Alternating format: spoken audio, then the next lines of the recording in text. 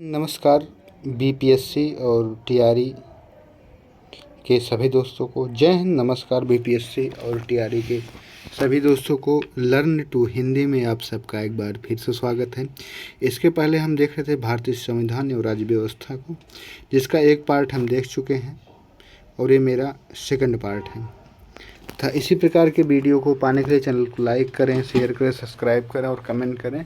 इसके साथ ही bill notification on कर लें और कमेंट निश्चित रूप से करें, नेगेटिव पॉजिटिव जैसा भी आपको लग रहा हो। अगर अच्छा लग रहा हो तो आप बताएं, नहीं अच्छा लग रहा तो भी आप बताएं, इसमें कुछ सुधार किया जाएगा।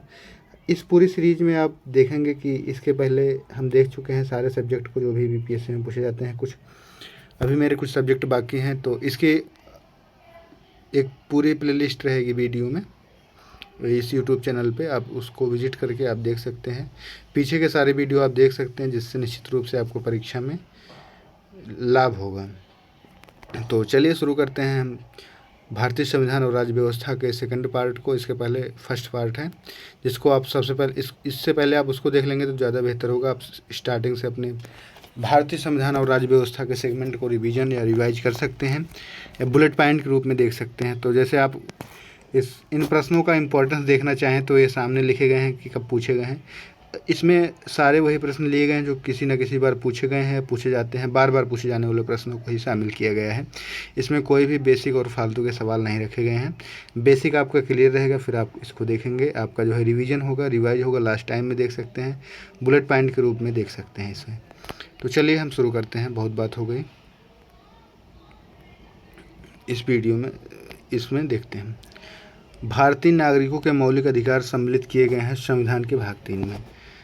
भारतीय नागरिकों के मौलिक अधिकार सम्मिलित किए गए हैं भाग 3 में।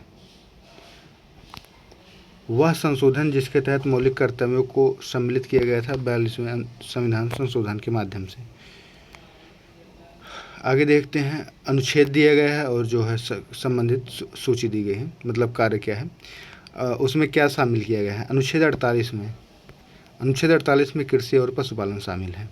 अनुच्छेद 50 में न्यायपालिका कार्यपालिका से पृथक्करण। अनुच्छेद 49 में राष्ट्रीय महत्व के स्मारकों स्थानों को सुरक्षित और संरक्षण करना।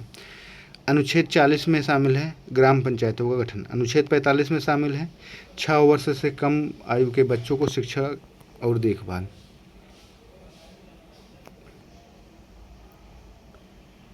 इसको हम पिछले भी पार्ट में देख चुके हैं, इसको हम देखेंगे। वहाँ तक का हम पिछले पार्ट में ही देख चुके थे, ये सेकंड पार्ट यहाँ से शुरू होता है। तो इसको देखते हैं। विधिक सूत्र आर्टी रिफेरस संबंधित है दोहरा खतरा से। अनुच्छेद 51 ए का क्लाज के जोड़ा गया 86वें संविधान संशोधन 2002 द्वारा। पदबंदी प्रत्यक्षीकरण संबंधित है विधि व्यवस्था से। पदबंदी प्रत्यक्षीकरण संबंधित है विधि व्यवस्था से। किसी व्यक्ति की अवैध हिरासत के खिलाफ बंदी प्रत्यक्षीकरण रिट लागू होती है। किसी व्यक्ति की अवैध हिरासत के खिलाफ बंदी प्रत्यक्षीकरण रिट लागू होती है। नागरिक अधिकार लागू करने के लिए जाना होगा सर्वोच्च न्यायालय के पास। नागरिक अधिकार लागू करने के लिए जाना होगा सर्वोच्च न्यायालय के पास। संविधान द्वारा मौलिक अधिकारों को लागू करने की शक्ति दी गई है सर्वोच्च न्यायालय, उच्च न्यायालयों को। भारतीय संविधान के भाग 6 में दिए गए निर्देशित सिद्धांत सूचीबद्ध हैं। सामान्य कार्य के लिए सामान्य वेतन, सामान्य नागरिक संहिता।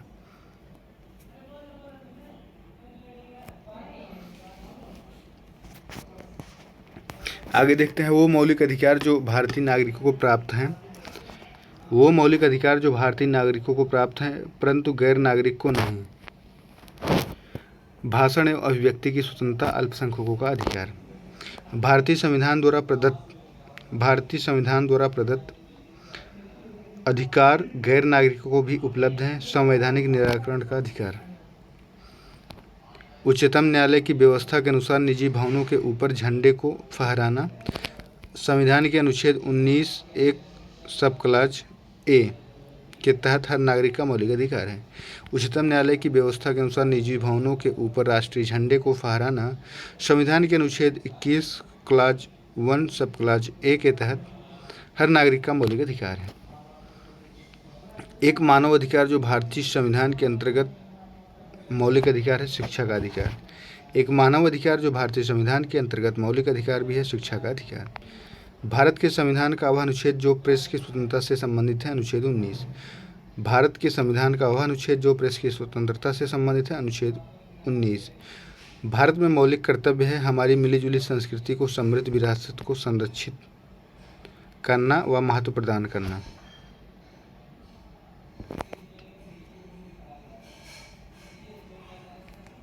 मौलिक कर्तव्य को निर्धारित किया गया है 42वें संविधान संशोधन के माध्यम से। मौलिक कर्तव्य को निर्धारित किया गया है 42वें संविधान संशोधन के माध्यम से। 42वें संविधान संशोधन अधिनियम 1976 में भारतीय संविधान का एक नया अध्याय जोड़ा गया, मौलिक कर्तव्य।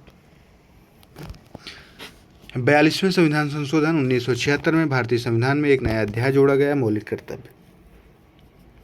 42वें संविधान संशोधन के 10 आचार आदेशों को मौलिक कर्तव्य के नाम से जाना जाता है।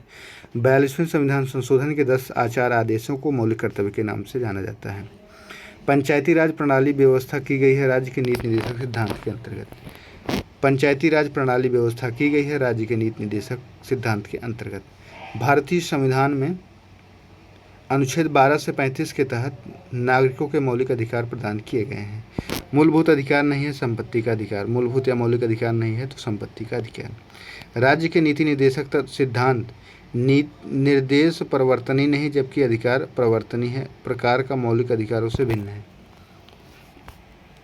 जो निर्देशक का सिद्धांत है वो परिवर्तनीय नहीं जबकि मूल अधिकार परिवर्तनीय है। तो आगे देखते हैं। आगे है एक कल्याणकारी राज्य का आदर्श वर्णित है। एक कल्याणकारी राज्य का आदर्श वर्णित है राज्य के नीति निर्देशक तत्वों में। संवैधानिक उपचारों का अधिकार आता है मौलिक अधिकारों के अंतर्गत। वह अनुच्छेद जिसको डॉक्टर BR अम्बेडकर द्वारा संविधान सभा का हृदय आत्मा कहा जाता है, अनुच्छेद 32। भारत के संविधान के अंतर्गत वह अनुच्छेद जो कारखानों में बच्चों के नियोजन का प्रतिषेध करता है, अनुच्छेद 24। भारत के संविधान के अंतर्गत वह अनुच्छेद जो कारखानों में बच्चों के नियोजन का प्रतिषेध करता है, अनुच्छेद 24। मौलिक अधिकारों की सूची में संपत्ति का अधिकार, राइट टू प्रॉपर्टी के मोरारजी देसाई के शासनकाल में निकाल दिया गया था। मौलिक अधिकारों की मूलभूत सूची में जोड़ा गया है निःशुल्क एवं अनिवार्य प्राथमिक शिक्षा का अधिकार। मौलिक अधिकारों की मूल सूची में जोड़ा गया है निःशुल्क एवं अनिवार्य प्राथमिक शिक्षा का अधिकार। अगला मेरा हम लोग का जो चैप्टर है 4 नंबर का है राष्ट्रपति, उपराष्ट्रपति, मंत्रिपरिषद, महान्यायवादी, राज्यसभा एवं लोकसभा, जिसमें देखते हैं पहला है भारत के प्रधानमंत्री थे जब 73वां और 74वां संविधान संशोधन अस्तित्व में आए PV नरसिम्हा राव। अर्थात 73वें या 74वें संविधान संशोधन के समय भारत के प्रधानमंत्री PV नरसिम्हा राव थे। राज्यसभा का सदस्य बनने के लिए आवश्यक न्यूनतम आयु है 30 वर्ष। राज्यसभा का सदस्य बनने के लिए न्यूनतम आवश्यक आयु है 30 वर्ष। संसद का कार्य विधि निर्माण, वित्तीय मामलों में नियंत्रण। धन विधेयकों को प्रस्तावित किया जा सकता है केवल लोकसभा में। धन विधेयकों को प्रस्तावित किया जा सकता है केवल लोकसभा में। संसद की वह समिति जिसने अपने कार्यकाल में 100 वर्ष पूरे किए हैं, लोक सेवा समिति। संसद की वह समिति जिसने अपने कार्यकाल के 100 वर्ष पूरे किए हैं, लोक सेवा समिति। संसद में बहुत सी समितियां बनाई जाती हैं या होती हैं जिसमें लोक सेवा समिति ने अपने 100 वर्ष पूरे कर लिए हैं। प्रत्येक राज्य में लोकसभा सीटों का निर्धारण परिसीमन आयोग द्वारा किया जाता है। इस परिसीमन को रोक दिया गया है 2026 तक। नेक्स्ट देखते हैं भारत का राष्ट्रपति। भारत का राष्ट्रपति कितनी बार भी चुनाव के लिए पात्र होता है, कितनी बार भी लड़ सकता है। लोकसभा में सामान्यतः सत्र होते हैं 3 और 2 मिनिमम होने आवश्यक हैं। लोकसभा में कम से कम कितने सत्र बुलाए जा सकते हैं? लोकसभा के कम से कम सत्र बुलाए जा सकते हैं वर्ष में 2 बार। द्रौपदी मुर्मू हैं भारत की 15वीं राष्ट्रपति। भारतीय संसदीय समूह की स्थापना की गई 1949 में। भारतीय संसदीय समूह की स्थापना की गई 1949 में। वह अनुच्छेद जिसके अनुसार संसद की संयुक्त बैठक होती है, अनुच्छेद 108।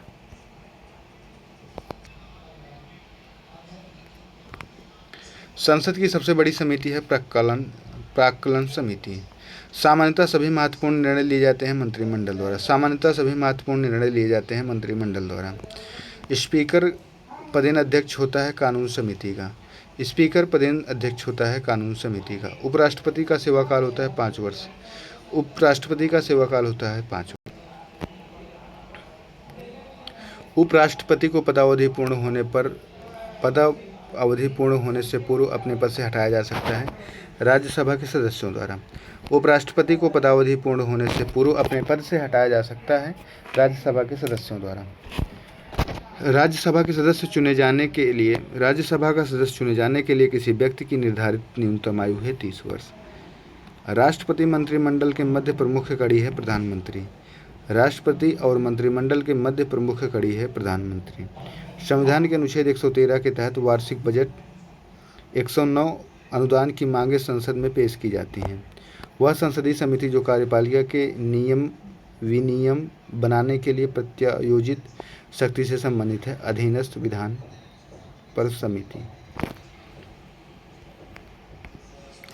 आगे देखते हैं राष्ट्रपति को उसके कार्यकाल की समाप्ति से पूर्व। राष्ट्रपति को उसके कार्यकाल की समाप्ति से पूर्व संसद के दोनों सदनों के सुझाव पर हटाया जा सकता है। भारत के राष्ट्रपति को उसके पद से हटाया जा सकता है संसद द्वारा। दोनों प्रश्न वही हैं। राष्ट्रपति द्वारा राज्यसभा में मनोनीत किए जाते हैं 12 सदस्य। राष्ट्रपति द्वारा राज्यसभा के लिए मनोनीत किए जाते हैं 12 सदस्य। राज्यसभा में राज्यों की सीटों का उचित अवरोही क्रम है उत्तर प्रदेश, महाराष्ट्र, तमिलनाडु, बिहार। राज्यसभा में राज्यों की सीटों का उचित अवरोही क्रम है उत्तर प्रदेश, महाराष्ट्र, तमिलनाडु, बिहार।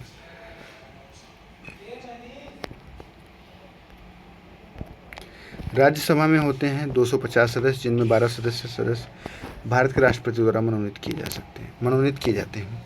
राज्यसभा में निर्वाचित सदस्यों की अधिकतम संख्या है 238। राज्यसभा की लोकसभा के समान क्षमता संविधान में संशोधन करने के क्षेत्र में राज्यसभा और लोकसभा की समान क्षमता है। सीधा प्रश्न है। वह प्रधानमंत्री जिसके कार्यकाल के दौरान भारत संविधान की 9वीं अनुसूची को पुनः स्थापित किया गया था। जवाहरलाल नेहरू। वह प्रधानमंत्री जिसके कार्यकाल के दौरान भारत के संविधान में 9वीं अनुसूची को पुनः स्थापित किया गया था। पंडित जवाहरलाल नेहरू। भारत का महान्यायवादी नियुक्त किया जाता है राष्ट्रपति द्वारा। लोकसभा और विधानसभाओं के लिए एंग्लो इंडियन के नामांकन के प्रावधान को समाप्त करने के लिए संविधान में 126वां संशोधन अधिनियम 2019 को आया था। विधेयक की मांग की गई थी। आगे देखते हैं। भारत के राष्ट्रपति का संवैधानिक विशेषाधिकार नहीं है। पुनर्विचार के लिए एक वित्तीय विधेयक की वापसी। भारत के राष्ट्रपति का संवैधानिक विशेषाधिकार नहीं है। पुनर्विचार के लिए एक वित्तीय विधेयक की वापसी। लोकसभा सचिवालय लोकसभा अध्यक्ष के सीधे पर्यवेक्षण में आता है। लोकसभा का जो सचिवालय होता है लोकसभा अध्यक्ष के सीधे पर्यवेक्षण में आता है, मतलब उनकी निगरानी में आता है। उसकी जांच या वो सब कर सकते हैं। भारत के उपराष्ट्रपति का चुनाव किया जाता है संसद के दोनों सदनों के सभी सदस्यों, चाहे निर्वाचित हो या मनोनीत द्वारा। वार्षिक वित्तीय विवरणों एवं वित्त विधेयक को संसद में इनमें से क्रमशः अनुच्छेद 112 और 110 के तहत पेश किया जाता है। भारत की संचित निधि से भुगतान भारतीय संसद के अनुमोदन द्वारा किया जा सकता है। भारत की संचित निधि से भुगतान भारतीय संसद के अनुमोदन द्वारा किया जा सकता है। भारत के राष्ट्रपति चुनाव मंडल में सम्मिलित होते हैं। संसद के दोनों सदनों के सभी निर्वाचित सदस्य एवं राज्य विधानसभाओं के निर्वाचित सदस्य। भारत में राष्ट्रपति का चुनाव किया जाता है एकल हस्तांतरणीय मत प्रणाली द्वारा। धन विधेयक को पारित कराता है अध्यक्ष है स्पीकर। भारत में प्रधानमंत्री बनने हेतु व्यक्ति की न्यूनतम आयु 25 वर्ष। भारतीय संविधान का वह अनुच्छेद जो भारत के राष्ट्रपति के महाभियोग प्रक्रिया से संबंधित है, अनुच्छेद 61। गैर धन विधेयक पर भारत के राष्ट्रपति अपने विशेषाधिकार का प्रयोग कर सकते हैं। गैर धन विधेयक। सर्वोच्च न्यायालय के न्यायाधीशों की संख्या में वृद्धि की जा सकती है संसद द्वारा। सर्वोच्च न्यायालय के न्यायाधीशों की संख्या में वृद्धि की जा सकती है संसद द्वारा। आगे देखते हैं। संसद के संयुक्त सत्र की अध्यक्षता करता है लोकसभा का अध्यक्ष। संसद के संयुक्त सत्र की अध्यक्षता करता है लोकसभा अध्यक्ष, बुलाता है राष्ट्रपति। संविधान द्वारा केंद्रीय सरकार की कार्यपालिका निहित की है, शक्ति निहित की गई है। संविधान द्वारा केंद्रीय सरकार की कार्यपालिका की शक्ति निहित की गई है राष्ट्रपति में। भारतीय राजनीतिक व्यवस्था में कार्यपालिका विधान पालिका के अधीन रहकर कार्य करती है। भारतीय राजनीतिक व्यवस्था में कार्यपालिका विधान पालिका के अधीन रहकर कार्य करती है। भारत के राष्ट्रपति की अध्यादेश जारी करने की शक्ति विधायी शक्ति है। भारत के राष्ट्रपति की अध्यादेश जारी करने की शक्ति विधायी शक्ति है। संसद को राज्य सूची में किसी मामले के संबंध में कानून बनाने की शक्ति है, बशर्ते राष्ट्र हित में हो। संसद को राज्य सूची के किसी भी मामले में के संबंध में कानून बनाने की शक्ति है, बशर्ते यह राज्य हित में है। जैसे कई बार ऐसे मामले होते हैं कि आपातकाल लगी है, तो जो राज्यसभा की सारी शक्तियां हैं वो संसद या लोकसभा को प्राप्त हो जाती हैं, या संसद को प्राप्त हो जाती हैं। किसी भी राज्य में अगर राष्ट्रपति शासन लगा है तो उससे संबंधित जो भी नियम कानून हो वो संसद बनाएगी, और जो भी राष्ट्र हित से संबंधित कानून है वो सब संसद बनाएगी, राज्य के विषयों पर भी, बशर्ते राष्ट्र हित से संबंधित हो। आप देख लीजिए। लोकसभा का सदस्य चुने जाने के लिए एक व्यक्ति की आयु 25 वर्ष से कम नहीं होनी चाहिए। लोकसभा का सदस्य चुने जाने हेतु एक व्यक्ति की आयु 25 वर्ष से कम नहीं होनी चाहिए। संसद का हिस्सा होता है राष्ट्रपति। संसद का हिस्सा होता है राष्ट्रपति, लोकसभा, राज्यसभा, 3 हिस्सा होते हैं संसद का। भारत का महान्यायवादी जिसके द्वारा नियुक्त किया जाता है वह है भारत का राष्ट्रपति। भारत का महान्यायवादी जिसके द्वारा नियुक्त किया जाता है भारत का राष्ट्रपति, मतलब भारत के राष्ट्रपति द्वारा। भारत सरकार को कानूनी विषयों पर परामर्श देता है अटॉर्नी जनरल। भारत सरकार को कानूनी विषयों पर परामर्श देता है अटॉर्नी जनरल। एक गैर सदस्य के रूप में संसद के किसी एक सदन की कार्यवाही में भाग ले सकता है महान्यायवादी, बस इन्हें मत देने का अधिकार नहीं होता है, नहीं तो संसद की कार्यवाही में भाग लेने का अधिकार होता है, सलाह मशवरा भी दे सकते हैं। एक गैर सदस्य के रूप में संसद के किसी भी सदन की कार्यवाही में भाग ले सकता है महान्यायवादी। भारत सरकार का वह अधिकारी जो सदस्य न होते हुए किसी भी भारतीय संसद की कार्यवाही में भाग लेने का अधिकार रखता है अटॉर्नी जनरल, वही हो गया, उसको ऐसे बोलेंगे। भारत सरकार का प्रथम विधि अधिकारी समझा जाता है महान्यायवादी को। तो बहुत इंपॉर्टेंट है तीनों प्रश्न, और तीनों बीपीएससी में पूछे गए। 68वीं से 52वीं में, 60 से 62 में बीपीएससी सांख्यिकी अधिकारी में पूछा गया। भारत सरकार का प्रथम विधि अधिकारी समझा जाता है महान्यायवादी को। नेक्स्ट देखते हैं, इसको अभी बहरहाल ऊपर भी देख चुके हैं। धन विधेयक को पेश किया जा सकता है केवल लोकसभा में। धन विधेयक को पेश किया जा सकता है केवल लोकसभा में। राज्यसभा का पदेन अध्यक्ष होता है उपराष्ट्रपति। राज्यसभा का पदेन अध्यक्ष होता है उपराष्ट्रपति। भारत के प्रधानमंत्री लोकसभा के प्रति जवाबदेह हैं। भारत के प्रधानमंत्री लोकसभा के प्रति जवाबदेह हैं। संघीय मंत्रिपरिषद के मंत्री उत्तरदायी होते हैं केवल लोकसभा के प्रति। संघीय मंत्रिपरिषद के मंत्री उत्तरदायी होते हैं केवल लोकसभा के प्रति। सर्वोच्च न्यायालय के न्यायाधीशों की नियुक्ति करता है राष्ट्रपति। सर्वोच्च न्यायालय के न्यायाधीशों की नियुक्ति करता है राष्ट्रपति। भारतीय राष्ट्रपति अपनी शक्तियों का प्रयोग करते हैं सीधे अथवा अपने अधीनस्थ अधिकारियों द्वारा। भारतीय राष्ट्रपति अपनी शक्तियों का प्रयोग करते हैं सीधे अथवा अपने अधीनस्थ अधिकारियों के द्वारा। नेक्स्ट देखते हैं आगे।